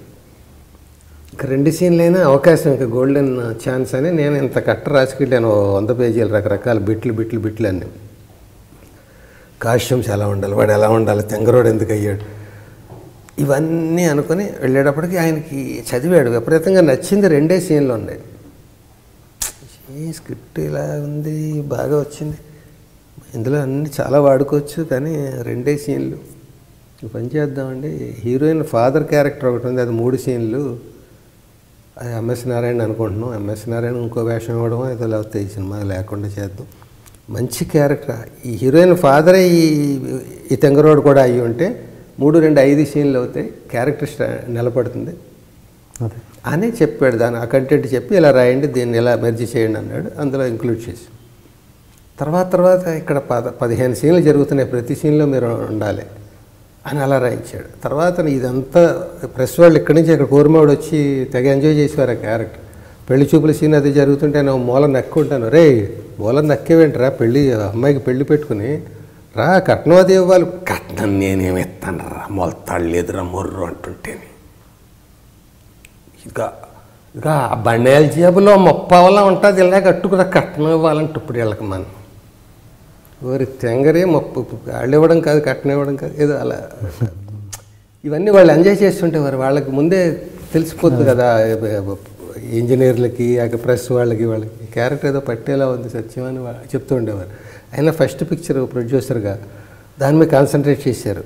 నన్ను నమ్మాడు ఆయన, నేను రాసింది ఎంకరేజ్ చేశాడు. అందుకని దానికి డిఫరెంట్గా అనుకుని ఈ తెలుగుదేశం బ్యానరు ఇది అది కట్టుకుని ఉన్నాను. ఆయన అరకు షూటింగ్ ఏదో చేసుకుని కోరుమావుళ్ళు ఆ వేళ దిగాడు. షూటింగ్ నా మీద, నేను చలపతిరావు గారు వీళ్ళందరూ, రే తింగరి ఇట్రా యా అని వస్తాడు ఒంగునేవాడు ఇంట్రడక్షన్. ఏం లేదు ఇదేంట్రా ఈ బ్యానర్ ఇదంటే ఏదో ఇది చేస్తాడు, వెళ్ళిరా అంటే వెళ్ళిరా అంటే వెళ్ళి మళ్ళీ వస్తాడు. ఎట్రా మళ్ళీ వచ్చాడు, నువ్వే కదా వెళ్ళి రా అన్నో వచ్చాను అంటే నీ అబ్బాయి వెళ్ళండి. ఇలాంటి క్యారెక్టర్కి ఈ తెలుగుదేశం బ్యానర్ అది కట్టుకుని పైన లింగి కట్టుకున్నాను, అది ఇక్కడ దాకా ఉంటుంది కదా, ఆ బనీన్ పైన చొక్కా తొడుక్కున్నాను, లింగి చొక్కా తొడుక్కున్నాను అనమాట. వీళ్ళు గొడవ కాస్ట్యూమర్స్, ఏమంటే చంపేస్తాడండి మమ్మల్ని, ఆయన వచ్చేస్తాడు కాసేపు కాస్ట్యూమ్స్ వేసుకోరేంటని ఇలా ఇన్ని పట్టుకొచ్చారు, ఏవో మామూలే మళ్ళు బనీళ్ళు అవి ఇవన్నీ. నేను ఆయనకి చెప్తాను, ఈ క్యారెక్టర్ ఒకలా అనుకున్నాం, నేను వేరే అనుకున్నానులే, ఆయనకి ఎక్స్ప్లెయిన్ మీరు తర్వాత ఎక్స్ప్లెయిన్ చేసుకోండి, ముందు మేము అనుకున్నాం వేసేసుకోండి మీరు. ఏమయ్యా ఇది ఇప్పి మళ్ళీ అది వేసుకుని ఆయన వచ్చాక మళ్ళీ నేను ఎలా చూపించాను, ఆయనకి చూపించాలి లోపల ఉంది. ఇప్పి వాళ్ళు చంపేస్తాడు ఆయన, ఈయనేమో ఇది ఏదైనా అనుకుని మొత్తానికి ఆయన వచ్చాడు పైనుంచి. రెడీయా రెడీ, శ్రీరామ్ ఎక్కడ, నేను లింగిను షర్ట్ అన్నాను. ఏంటి ఇలా చేస్తారేంటి అన్నాడు. కానీ ఒకసారి ఎలా వస్తే మీకు చిన్న ఏంటి అన్నాడు సెక్రటరీ, ఇది ఇప్పేసి ఇలా చూపించాను. ఏంటిది అన్నాడు. ఎలక్షన్లు అయిపోయి కదా బ్యానర్ వేస్ట్గా పడి ఉండడం ఎందుకు కట్టుకున్నాను నేను దొబ్బా అన్నాడు. నవ్వేశాడు పక్క బాగుంది ఉంచాడు. ఇక ఆ తెలుగుదేశం కాంగ్రెస్ ఎవరిని బ్యానర్లు పట్టుకురండి అర్జెంట్గా ఊళ్ళో పీక్కురండు కొత్త కొనుక్కురండు అని ఆర్డర్ ఇచ్చేసి అలాగా వర్కౌట్ అయ్యే చోట అట్లాగే అవుతూ ఉంటుంది. సో అది ఈవీవి గారి స్క్రిప్ట్నే నేను మార్చేసానంటే ఏమంటావు దాన్ని, నువ్వు పాడు చేసేసానా? సో పాతగా ఆలోచించానా? అదే కొత్త క్యారెక్టర్, అలాగ ఒక క్యారెక్టర్ని మనం అనుకున్నప్పుడు ఆ క్యారెక్టర్ని పండించడం కోసం రకరకాల ప్రయత్నాలు. తర్వాత సినిమాల్లో ఆయన నేను అడిగేవాడిని, పిలిచేవాడు. అమిరాజ్కి చెప్పాను, మీద 10 రోజుల క్యారెక్టర్ ఉంది ఇందులో, ఉత్సాహం 10 రోజుల క్యారెక్టర్ ఉంది ఇందులో. సార్ నా గెటప్ ఏంటి సార్ అనేవాడిని. ఇది చూసి అది చేద్దాం, అదేదో మీరు స్టిల్ ఇచ్చారు తీయించుకున్నారు కదా, దాని మీద ఏమైనా ఆలోచించండి ఇలా అనేవాడు. తర్వాత ఒకసారి అందరు కమెడియన్లు ఉండగా ఆయన జోక్ వేసాడు, ఎవడైనా మీరు అందరూ ఉన్నారా కమెడియన్లు, మీరేం అడుగుతారు, నువ్వు ఈ సినిమాలో ఉన్నావా అంటే, సార్ నా వేషం ఏంటి సార్ అని కదా అడుగుతారు. ఈయన ముందు నా గెటప్ ఏంటి సార్ అంటాడు ఆయన, అన్నాడు నవ్వుతాను. నేను వెంటనే అన్నాను, నా గురువుని నేను నా వేషం ఏంటి సార్ అని అడగడం, ఏంటి వేషం ఏంటో చెప్తే తప్ప వేయవా అన్నట్టు ఉంటుందని నేను అలా అడగనండి. ఉత్సాహం క్యారెక్టర్ తెలుసుకోవడానికేనండి. ఆ గెటప్ వంకపెట్టి అట్లా గెటప్ పిచ్చోడిగా అలా అడుగుతాను అనే క్లారిఫికేషన్ ఇచ్చి, అట్లాగా ఏమయ్యా ఇదే తపనగా పడి ఏడుస్తూ మేలు కోసమే తప్ప ఫలానా ఇన్వాల్వ్మెంట్ వల్ల ఇది పోయింది, ఆయన ఇన్వాల్వ్మెంట్ వల్ల అని ఎక్కడైనా ఒక్క ఎక్స్పీరియన్స్ ఉంటే దాన్ని మనం అప్పుడు అడుగుతాను, నేను ఎవరి వల్ల అలా ఎక్కడ పోయింది అని అడుగు. నేను అడగట్లేదు, ఎందుకంటే రకరకాలు అనుకుంటారు. ఈవి గారు టాపిక్ వచ్చింది కాబట్టి సినిమా కెరియర్ పరంగా మీది రైటర్గా, ఇటు ఆర్టిస్ట్గా రెండింటి పరంగా మీకు మంచి గుర్తింపు తీసుకొచ్చింది డెఫినెట్గా ఈవి గారే. బట్ ఆయనతో హలో బ్రదర్ సినిమా తర్వాత మీరు రైటర్గా మళ్ళీ కొనసాగలేదు అంటే ఏంటి, ఎక్కడ తేడా జరిగింది, ఏంటి గ్యాప్ ఎందుకు వచ్చింది? హలో బ్రదర్కి ముందుకే మానేసాను నేను. హలో బ్రదర్ మళ్ళీ నేను జయకృష్ణ గారు తీసుకొచ్చారు. అప్పుడు ఎందుకు గ్యాప్ వచ్చింది మళ్ళీ చెప్పండి. ఆ జయకృష్ణ గారి ఇన్సిడెంట్ అన్నీ నేనే కష్టపడి పగలు రాత్రి రాసేవాడిని. కొత్త కొత్త పద ప్రయోగాలు ఇవి అవి చెప్పాను ఇందాక. బాబురావు ఏమండో కొత్త ప్రయోగాలు అవి చేస్తుంటాడు. టాటా అంటే బిర్లా అని, టాటా అంటే అశోక్ లేలాండ్, అదే దాసరి రాఘవేంద్ర, ఇలాంటివన్నీ అప్పుడే తెల్లారు ఇవన్నీ చేయడం అది చెప్పాను కదా. ఇవన్నీ పగలు రాత్రి ఎంత కష్టపడితే వస్తాయి కొత్త కొత్త ప్రయోగాలు. అలా పడి అదే పనిలో ఉండేవాడిని. ఇంకో సినిమా వచ్చినా ఒప్పుకునేవాడిని కాదు. నాకు రెండో సినిమా, ఒక సినిమా చేస్తుండగా ఇంకోటి వచ్చిందంటే టెన్షన్. ఇదే పూర్తి చేయగలనా లేదా అన్నంత టెన్షన్గా రాసేవాడిని. నిద్ర ఉండేది కాదు, తిండి ఉండేది కాదు, ఇంకా అదే ఓ దీక్షలా ఉండేది. నేను ప్రొడ్యూసర్ని కాదు, నేను డైరెక్టర్ని కాదు, నేను హీరోని కాదు, నేను స్టోరీ రైటర్ని కాదు, స్క్రీన్ ప్లే రైటర్ని కాదు, డైలాగ్ రైటర్. నేను డైలాగులు బాగుండాలనేది పిచ్చి తపన. దానికోసం నలుగురు కమెడియన్లు ఉంటే నలుగురు పోటాపోటీగా ముగ్గురికి పంచి వచ్చి నాలుగో వాడికి రాకపోయినా నాకు నిద్ర పట్టేది కాదు. ఒక్క పంచి కాదు, అలా మాట్లాడుతుంటే సీన్ ఫినిష్ అయ్యే వరకు ఎవడు మాట్లాడినా పంచితోటే మాట్లాడాలి. అలా ఉండేది ఒక కసిగా, ఒక ఫైర్. నీకు తెలుసు కదా, నువ్వు జనం కోసం అడుగుతున్నావు కాబట్టి ప్రతి నీకు తెలిసి అంటే జనానికి తెలియాలి కదా. ఇలా జరుగుతూ ఉండగా అప్పులప్పారావు, సీతారత్న గారు అబ్బాయి, ఆ ఒక్కటి అడక్కు ఫుల్ ఫ్లెడ్జ్డ్గా సోలో రైటర్గా రాశాను. ప్రతి డైలాగ్, ప్రతి పంచి నాది. అందులో వారసుడి దగ్గరికి వచ్చేటప్పటికి ఆయన ఇంకో రైటర్ని ఎవరినో ఊరికే కొన్ని అక్కడక్కడ గెస్ట్ రైటర్గా పేరు లేకుండా ఇంకొక ఆయనకి కూడా ఓ వెర్షన్ రాయమని అలా ఎంటర్టైన్ చేసి, అతను వచ్చి కొంచెం ఏదేదో చెప్తా, చిన్న రైటర్ అతను, పోతే ఎక్కువ మాట్లాడుతూ అతను ఏదేదో చెప్తూ ఉండేవాడు పెద్ద అథారిటేటివ్గా. ఓకే, అది నాకు రెండు రకాల ఇన్సల్ట్గా అనిపించేది. అతను పేరు ఊరు లేని చిన్న రైటర్ ఎంత పోజు కొట్టేస్తున్నాడు, పైగా నేను మెయిన్ రైటర్, నేనున్నాను అక్కడ, నా కన్సెంట్ లేకుండా డిస్కషన్ జరుగుతుందని కొంచెం హర్టింగ్గా అనిపించేది. ఇది రాను రాను ఆయన ఎక్కువ సినిమాలు అలాగా చేయాల్సి వచ్చేది. ఫుల్ క్రేజ్ ఎలా ఉండేదంటే ఆయనకి, ఈవి గారికి అలాగా ఏడాదికి ఒక సినిమా, అలా ఏడాదికి 3 సినిమాలు 4 సినిమాలు చేసిన సందర్భాలు. నేను 3-4 రాయలేను. నేను రోజు 2-3 సీన్లు రాయడమే గొప్ప. నేను ఆయన సినిమాలన్నీ నేను ఎక్కడ రాయగలను? ఓన్లీ రాసేయడమే కాదు కదా, రోజున డిస్కషన్లో పార్టిసిపేట్ చేయాలి కదా. అందుకని నేను ఆయనకి సినిమాలు పెరిగినప్పుడు ఇలాగ ఎవరినో రైటర్స్ అందరూ ఆయన చుట్టూ ఉండేవారు, ఏదో రకంగా ఆయన దగ్గర రాయాలన్నట్టుగా చాలామంది రైటర్స్. ఆయన కొందరిని ఎంటర్టైన్ చేస్తూ ఇద్దరిని ముగ్గురిని అలా అకామిడేట్ చేసుకునేవాడు. అది నాకు వద్దనేవాడిని నేను. ఓకే, నాకు నా మీద నమ్మకం ఉన్నంతకాలం నాకు సోలోగా ఇవ్వండి. మీరు ఏటికి 10 సినిమాలు చేసినా నేను ఒక్కటే రాయగలనని మీకు నమ్మకం ఉన్నా ఆ ఒకటి నాకు ఇవ్వండి. 9 మీరు ఒక సినిమాకి 10 మంది చేత రాయించుకోండి, పర్వాలేదు. ఆ ఒక సినిమా కూడా నేను రాయలేను, నా స్టఫ్ అయిపోయిందని మీకు అనిపిస్తే నాకు అసలు సినిమాలు ఇవ్వకండి. నేను ఇంకోటి ఏవో చేసుకుంటాను, లేకపోతే రచన మానేస్తాను, ఏదో చేసుకుంటాను. ఎందుకంటే కష్టపడి మీ దగ్గరే కమిటెడ్గా 24 hours చేస్తున్నాను నేను, ఇంకో సినిమా చేయట్లేదు. అది చేసిన దానికి నాకు తృప్తి ఉండాలి. నేను రాసింది రేపు పొద్దున గర్వంగా పడుకోవాలి, గర్వంగా లేవాలి, ఇది నాది అని ఫీల్ అవ్వాలి. కలగూరగం పోకూడదు. కథారచనలో 50 మంది ఉండొచ్చు, కానీ డైలాగుల్లో అంతమంది అవసరాన్ని బట్టి ఉండాలి తప్ప అనవసరంగా. ఇప్పుడు రేపు పొద్దున అందరూ తలొట్టి చెప్తారు, నేను అమ్మ అన్నం పెట్టి అంటాను, తను కూడా ఏదో రాయాలి కనుక తల్లి అన్నం పెట్టి అంటాడు. తల్లి అన్నం పెట్టి అనరు కదా ఎవరును. మీరు అందరినీ ఎంకరేజ్ చేయాలి కాబట్టి అతను కూడా కొంత వాడాలి కనుక తల్లి అన్నం పెట్టి అనేది వాడారు అనుకుందాం. అతన్ని ఎంటర్టైన్ చేయడం ఎందుకు మనకి? మనం అతను ఎందుకు ఇంకో వెర్షన్ ఎందుకు రాయిస్తున్నారు? ఇంకొంచెం బెటర్మెంట్ కోసం. ఆ బెటర్మెంట్ నా దగ్గర లేక అతను గొప్పగా చెప్తే ఓకే. అతని స్టఫ్ ఏంటో నేను అబ్జర్వ్ చేసి ఇదంతా ఎక్కడో కొంచెం ఇబ్బంది ఫీల్ అయ్యాను. ఫీల్ అయిన తర్వాత కొంచెం నేను దూరం జరగడంతో ఈయన మళ్ళీ జయకృష్ణ గారు కలిపారు మీద. సక్సెస్ఫుల్ కాంబినేషన్ ఎప్పుడు అలా విడిపోకూడదు, ఏమైనా ఉంటే సర్దుకుపోవాలి. మా ఇద్దరికి నన్ను తీసుకెళ్ళాడు తన కారులో. ఇద్దరికి చెప్పడంతో అప్పుడు ఆయన అంటే నాకు సినిమాలు పెరిగి రైటర్స్ అందరూ నా చుట్టూ ఉండడంతో నేను ఎక్కువ మందిని అకామిడేట్ చేసుకుంటున్నాను. అది ఆయనకు నచ్చట్లేదు, నాకు ఇబ్బంది, అతనికి ఇబ్బంది, అందుకే బెటర్ గ్యాప్ వచ్చింది అని అన్నాడు ఆయన.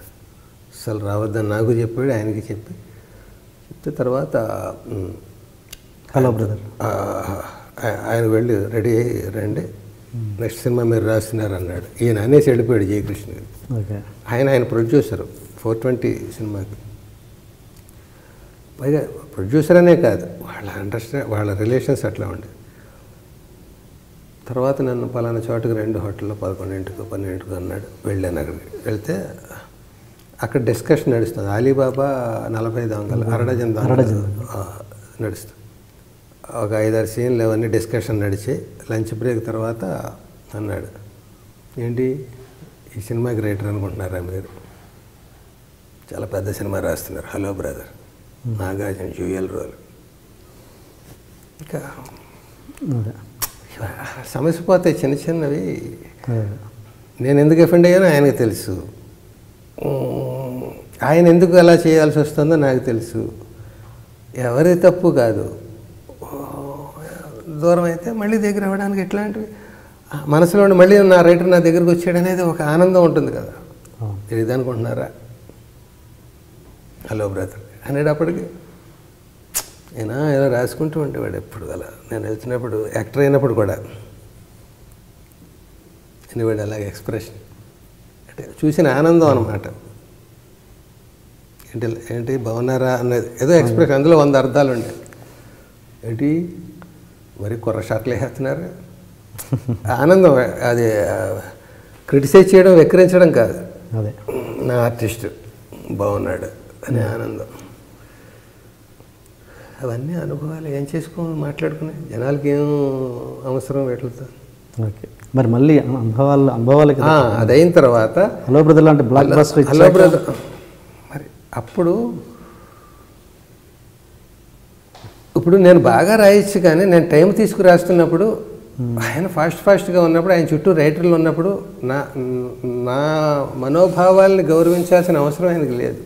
ఓకే, ఇప్పుడు నాకు కొన్ని రూల్స్ రెగ్యులేషన్స్ పెట్టుకున్నాను నేను. ఆయన ఎందుకు పెట్టుకోవాలి, నేను పెట్టుకున్నాను. ఆయన చుట్టూ ఇండస్ట్రీ అంతా క్రేజీగా ఉన్నారు, మేము రాస్తామని అందరినీ వాడుకోవాలనుకుంటాడు. నేను మాత్రం ఈ తిక్క రూల్ పెట్టుకున్నాను. సో తప్పు నాది అయ్యి ఉండొచ్చు, అది ఆయనకి ఇష్టం లేకపోవచ్చు. ఆయనకి ఇష్టం లేనప్పుడు ఆయన వెనకాల నేను ఎందుకు ఉండాలి, ఎంత సక్సెస్ఫుల్ కాంబినేషన్ అయినా కూడా. అలా దూరం అయిపోయి నేను కిష్కిందకాండలు ఇంకోటి హైదరాబాద్ షిఫ్ట్ అయిపోయాను. రాసుకున్న తర్వాత మళ్ళీ యాక్టర్గా కలిసాను, చాలా బాగుంది తోటి. ఇంకా అక్కడి నుంచి ఆయన ప్రతి సినిమాలో ఉన్నాను నేను. 1 లేనేమో కానీ మగరాయుడు అలాంటి.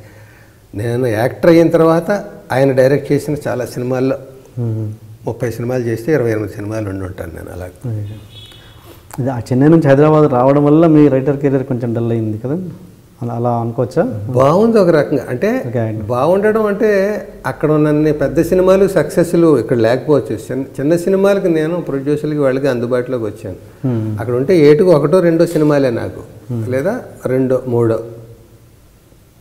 ఇక్కడికి వస్తే నాకు 6 సినిమాలు 7 సినిమాలు ఒక ఏడాదిలో రాసిన ఇది ఉంది. ఓకే, అప్పుడే మనం కలిసి పనిచేసింది. సో ఎక్కువ సినిమాలు నాకు చేయాలని ఉంటుంది, కానీ అక్కడ ఎక్కువ సర్వీస్ చేయాలి, ఎక్కువ స్ట్రెయిన్ అవ్వాలి, ఎక్కువ టార్గెట్స్ అక్కడ. ఇక్కడ అంత నేను రాయాల్సిన అవసరం నేను నా చేత రాయించుకునే డైరెక్టర్కి లేదు, నాకు కనపడేది కాదు. అలా వాళ్ళ అవసరాన్ని బట్టి నన్ను వాడుకోవడాన్ని బట్టి నేను అవైలబుల్గా ఉండేవాడిని ఇక్కడ. Okay okay. మిమ్మల్ని ఈవి గారు మీకు యాక్టర్గా బ్రేక్ ఇస్తే మిమ్మల్ని ఇంకొక మెట్టు ఎక్కువ పైకి లేపింది మాత్రం ఖచ్చితంగా వివి వినాయక్ గారు. ఒక స్టెప్ ఇంకో యాక్టర్గా ఇంకొక స్టాండర్డ్ పెంచింది. ఒక దిల్ కావచ్చు, ఒక మెట్టు అని నేను అనుకోను. అంటే నేను ఎగ్జాగరేషన్ అనుకుంటే నేను ఎవరికి కూడా పొగడతా కాదు, ఇంకోటి డిప్లొమసీ కాదు. 5-6 మెట్లు పైకి ఎక్కాను నేను అతని వల్ల. అతను ఎప్పుడు డైరెక్టర్ అవుతాడా అని ఎదురు చూసేవాడిని. భావాలు ఇవన్నీ డిస్కషన్స్ చూస్తుంటే ఏంటండి ఇది, తొందరగా డైరెక్టర్ అయితే నాలాంటి వాడికి హెల్ప్ అవుతుంది అంటే, అవుదాం గురువు గారు, మంచి ఛాన్స్ రానివ్వండి, కంగారు పడి దూరిపోవడం ఎందుకు, ఒకరికి చెప్తుంటే ఇంత టాలెంట్ పెట్టుకుని ఎలా ఉన్నాడు ఏంటి అనిపించేది నాకు. ఎప్పుడు డైరెక్టర్ అవుతాడంటే కొన్ని చెప్పానండి, అవుతుంది 2-3 monthsలో మనకి మెటీరియలైజ్ అవ్వచ్చు ఇలా అంటుంటే ఆనందపడేవాడిని. అయిపోతే బాగున్నది అట్లా. చాలా ఎన్ని అనుభవాలు మా మధ్య. అదే మీ ఆత్మీయత ఏందో, మీ ఫ్రెండ్షిప్ ఏంటో నాకు తెలుసు, దగ్గరగా చూశాను కాబట్టి. అంటే ఆదిలో దిల్లో అలాంటి క్యారెక్టర్ ఇచ్చారు మిమ్మల్ని, ఒక విధంగా చాలా క్యారెక్టర్లు ఎన్ని ఇచ్చాడని పక్కన పెడితే ఇప్పటికి ఇవాళకి కూడా అతని మనసులో నేను వాళ్ళ చుట్టూ ఉన్న సర్కిల్స్లో నా రెఫరెన్స్ ఎవడో ఒకటి నా చెవిని వేస్తూనే ఉంటాడు. అంత ఇష్టం ఏంటండి మీకు వినాయక్ మీరంటే, మొన్న ఎలా అన్నాడు, నేను ఎలా, ఏదో ఒకటి చెప్తూ ఉంటాడు. ఎప్పుడూ మిమ్మల్ని గొప్పగా మీ గురించి చెప్తుంటాడు. ఎందుకు అదే నేను పర్టికులర్ ప్రతి సినిమా మీరు ఉంటారా లేరా అని చూస్తుంటాను. ఎందుకు మీరు ఆయన సినిమాలో కనబడట్లేదు? కాబట్టి అంత ఆత్మీయత ఉన్నప్పుడు ఎందుకు అకామిడేట్ చేయలేకపోతున్నారు? చాలామంది అడుగుతుంటారు నన్ను ప్రశ్న. కొత్తలో ఏవేవో సమాధానాలు వెతుక్కుంటూ చెప్తూ ఉండేవాడిని. ఏమో నన్ను మంచి వేషం ఉండకపోవచ్చు, నాకు చిన్న వేషం ఇవ్వడం అతనికి ఇష్టం ఉండకపోవచ్చు, ఏదో చెప్పుకుంటూ ఉండేవాడిని. కానీ ఇంక రిపీటెడ్గా ఎక్కడో ఒక ట్రైన్లోనో, ఇక్కడ ఇంటర్వ్యూలోనో, లేకపోతే ఇంకో చోట ఎక్కడో అక్కడ, అదేంట్రా అసలు ఎందుకు గ్యాప్ వచ్చింది, ఏదో మా మధ్య ఏదో జరిగిపోయినట్టు మాట అనేసి చేతులు ఏదో కత్తిలో కటార్లో తీసుకున్నట్టు అలా ఏదో మరి ఏంటో. చాలాసార్లు కలిసాం మేమిద్దరు. తర్వాత ఎఫెక్షన్ వేషాలు ఉండవు, మరి ఏంటో తెలియదు. నేను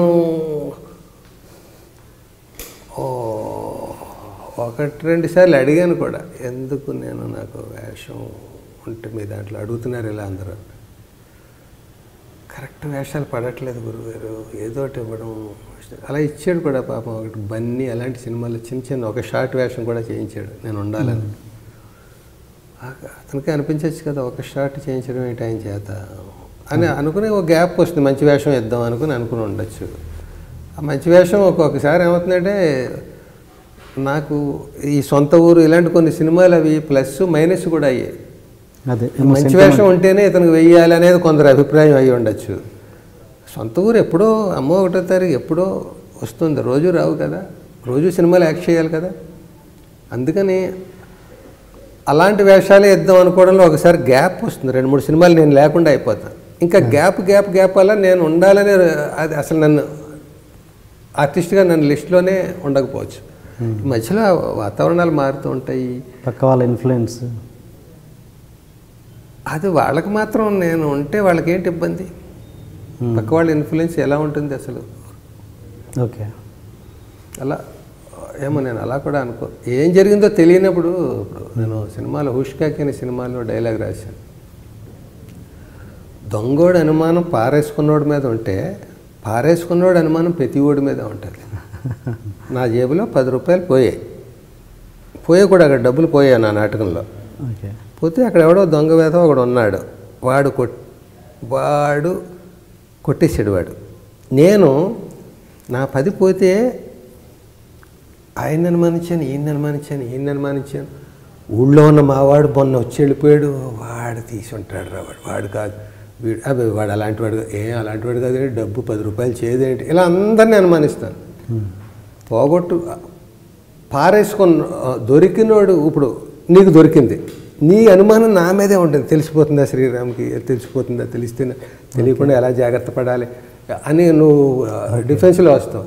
ఏమండి సరిగ్గా చూసుకోండి, దొంగ వేదవాళ్ళు ఎక్కువైపోతున్నారు, నువ్వు నన్ను కాసుకుంటే చాలు, నా మూడ్స్ తెలుసు నీకు, కానీ నాకు తెలియదు నువ్వని, నేను మొత్తం అందరినీ అనుమానం చేస్తున్నాను ప్రపంచంలో. అలాగా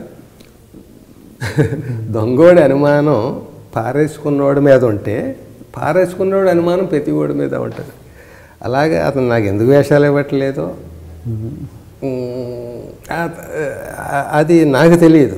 కాబట్టి ఇందుకేమో అందుకేమో అని 1000 రకాలు ఆలోచించడం కంటే అతనికి తెలిసి ఇవ్వట్లేదు, పోనీ రేపు ఇస్తాడు. ఏంటి ఇప్పుడు అతను ఏమైనా నడుము కట్టుకున్నాడా నాకు ప్రతి దాంట్లో వేషం ఇవ్వాలి?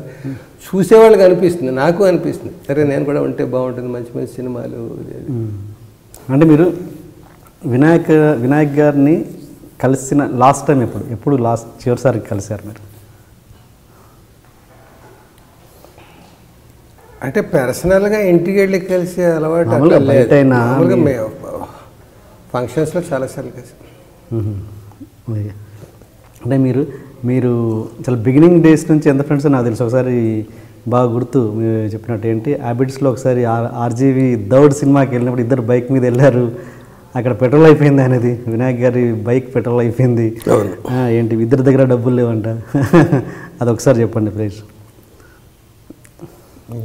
దౌడ్ సినిమా చూద్దామని ఇద్దరు కూడా, అంటే రచయితగా నేను ఫైనాన్షియల్గా ఎంత ఘనతలో ఉండేవాడిని ఉదాహరణ అది. రచయితగా మీరేం సంపాదించారని అంటే అది ఉదాహరణ. ఇద్దరం కలిసి అలా పోయి ఏదైనా సినిమా చూద్దామని, వర్క్ లేదంటే నెక్స్ట్ సినిమాకి ఏదో టైం ఉంది. సినిమా వాళ్ళకి టైం ఉంటే ఏంటి, సినిమా చూడడమే కదా. ఏం చూద్దాం అంటే దౌడ్ సినిమా బాగుంటుంది, అక్కడికి వెళ్దాం అనుకున్నాం. వెళ్ళేటప్పటికి క్యూలో నిలబడి తీరా అయిన తర్వాత అది దౌడ్ కాదు, అక్కడ బోర్డు పెట్టాడు, దౌడ్ ఎల్లుండి నుంచి ఇవాళ వేరే సినిమా అని. మేము ఇదంతా చూసుకోలేదు, దౌడ్ అని పేపర్లో చూసాం, వచ్చేసాం అంతే. ఓకే, క్యూలో నిలబడిపోయాం, అక్కడ దాకా వెళ్ళాం. వెళ్ళాక ఎల్లుండి నుంచి అన్నారు. ఎల్లుండి నుంచి అంటే ఏం చేద్దాం, ఎల్లుండి నుంచి అంటున్నాడంటే నేను అన్నాను, ఒక పని చేద్దాం, టికెట్లు కొనేద్దాం ఎల్లుండికి, రిజర్వేషన్ లేదా ఎల్లుండికి టికెట్లు కొనేయడం వల్ల ఏంటి కమిట్మెంట్, ఎల్లుండి రావాలి అని. ఇప్పుడు డిసప్పాయింట్ అయ్యి వెనక్కి వెళ్ళిపోతే ఎల్లుండి మళ్ళీ బోర్ కొడుతుంది, రాలేం, టికెట్ కొనేస్తే చచ్చినట్టు వస్తామని కొనుక్కుని వెళ్ళిపోయాం. ఆ ఎల్లుండి వచ్చింది, వచ్చాక ఇద్దరం వచ్చాం, అతని బండి మీద వచ్చాం. వచ్చాక సడన్గా బండి మొరాయించింది, బండిని కదలట్లేదు. ఏంటంటే గురుగారు పెట్రోల్ అయిపోయిందని. మరి ఎలాగ ఇప్పుడు అన్నాను, డబ్బులు ఎంత ఉన్నాయండి మీ దగ్గర అన్నాడు. మీ దగ్గర ఎంత ఉన్నాయన్నాను. నా దగ్గర ఏం లేవండి అన్నాడు. నా దగ్గర కూడా ఏం లేవు అన్నాను. మరి ఇప్పుడు ఎలాగంటే అలాగే తోసుకెళ్ళాలండి అని అనుకుని తోసుకెళ్తూ ఎదురేదో కబుర్లు చెప్పుకుంటూ నడిపిస్తున్నట్టుగా బిల్డప్ ఇచ్చి చూస్తే అక్కడ బెగ్గర అడుక్కుంటున్నాడు, టవల్ పరిచాడు, ఆడి దగ్గర 2 10 పైసల కాయిన్లు, అప్పట్లో ఏదో పావలాలో ఏదో 2 ఉంది. మన పరిస్థితిలాగే వీడి పరిస్థితి కూడా కలెక్షన్స్ ఏం లేవండి అన్నాడు. ఇంకొకడేవాడు గడ్డం పెంచుకొని రోడ్డు మీద మమ్మల్ని గుద్దేసి వెళ్ళిపోతాడు. మన పరిస్థితి ఆడిది ఫ్రస్ట్రేషన్లో ఉన్నాడని ఏదో సార్. ఇలా కనపడ్డ వాళ్ళందరినీ మన పరిస్థితి ఆడు. ముత్యాల షాప్ ఉంది, పెద్ద కోట్లు ఖరీచేసేది అక్కడ ఎబిట్స్లో. అక్కడ కూడా ఎవరు లేరు, వాడు ఏగలు తోలుకుంటున్నాడు, ఇలా కర్రకు గుడ్డ కట్టి ఎలా. వీడి పరిస్థితి కూడా మన పరిస్థితిలాగే ఉందండి. టోటల్గా మనకి భారతదేశం అంతా ఎలా ఉందేమో ఈవేళ ఒక్కరోజు అనిపించింది మాకు. అలాగా మా దగ్గర లేవు కనుక ఆ కళ్ళతో చూస్తున్నాం కాబట్టి ఎలాగనుకుని ఏంటి మొత్తానికి ఇంటి దాకా దోసుకొచ్చారా? ఇట్లా గుర్తులేదు, అక్కడ ఎక్కడో పడేసి వచ్చి ఉంటాం. ఎక్కడో పడేసి ఎలా వస్తాం, నడుచుకుంటూ వచ్చాం. ఏదో ఆ సీన్ గుర్తులేదు కానీ మెమరబుల్ డే అది.